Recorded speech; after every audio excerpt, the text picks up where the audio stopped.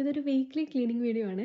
സാധാരണ വീക്കെൻഡിലെ ക്ലീനിങ്ങില് പിങ്കിയാണ് എനിക്ക് ഡസ്റ്റിംഗ് ചെയ്ത് തരുന്നതും, സ്കേറ്റിംഗ് ബോർഡൊക്കെ ക്ലീൻ ചെയ്ത് തരുന്നതും അങ്ങനെ.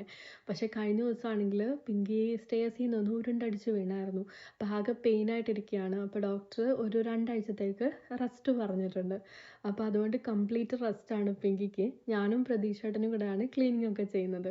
പുള്ളി ഒരു ഭാഗത്തുനിന്ന് സ്റ്റാർട്ട് ചെയ്തു. ഞാൻ പിങ്കിയുടെ റൂമിൽ നിന്ന് സ്റ്റാർട്ട് ചെയ്തു. അപ്പോൾ പിങ്കിയുടെ റൂമാണ് ഞാൻ ഡെയിലി ക്ലീനിങ്ങിൽ ലാസ്റ്റ് ക്ലീൻ ചെയ്ത് വെച്ചിരുന്നത്. അപ്പോൾ അതുകൊണ്ട് അവിടെ വലിയ കാര്യമായിട്ട് അഴുക്കില്ല. ജസ്റ്റ് ഒന്ന് എല്ലായിടവും ഒന്നൊന്ന് തുടച്ച് ഒന്ന് തൂത്ത് ഞാൻ എൻ്റെ ക്ലീനിങ്ങിലെ 2ആയിട്ട് ഡിവൈഡ് ചെയ്തിട്ടുണ്ട്. ഡെയിലി ക്ലീനിങ്ങും വീക്ക്ലി ക്ലീനിങ്ങും.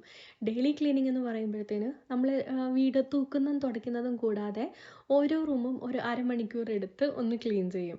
അപ്പോൾ എല്ലാ ദിവസവും നമ്മളിങ്ങനെ ഓൾട്ടർനേറ്റ് ആയിട്ട് ഓരോ റൂമും ഒരു അരമണിക്കൂർ സ്പെൻഡ് ചെയ്ത് വെക്കുമ്പോഴത്തേക്ക് വീക്ക്ലി ക്ലീനിങ് എന്ന് പറയുമ്പോഴത്തേന് നമുക്ക് ഒരുപാട് നേരം അങ്ങനെ സ്പെൻഡ് ചെയ്യേണ്ട ആവശ്യം വരുന്നില്ല.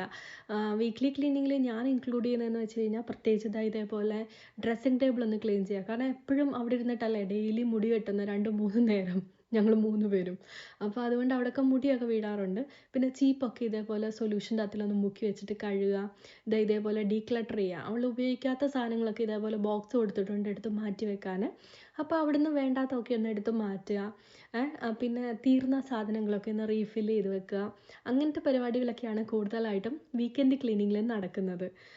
അപ്പം ചീപ്പൊക്കെ ഒന്ന് കഴുകി ഉണക്കി ഞാനതൊന്ന് തിരിച്ച് വെക്കാറുണ്ട്.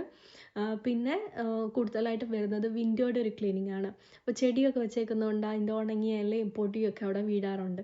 അപ്പോൾ അത് വീക്ക്ലി അതെല്ലാം എടുത്തൊന്ന് മാറ്റിയിട്ട് അവിടെയൊക്കെ ഒന്ന് ഡസ്റ്റ് ചെയ്ത് പിന്നെ വിൻഡോയുടെ പുറത്ത് ചിലന്തി വല പിടിക്കാൻ ചാൻസ് ഉണ്ട്. വിൻഡോ ക്ലീൻ ചെയ്യാൻ വരുന്ന ആൾ ഒരു 2 ആഴ്ച കൂടുമ്പോഴൊക്കെയാണ് വരുന്നത്. അപ്പോൾ അപ്പോഴത്തേക്ക് അവിടെ ഇങ്ങനെ ചെറിയ ചെറിയ പ്രാണികളൊക്കെ കയറാനൊക്കെ ചാൻസ് ഉണ്ട്. അപ്പോൾ അതൊക്കെ ഒന്ന് തൂത്ത് മാറ്റുക. അപ്പോൾ അത്രയ്ക്കൊക്കെ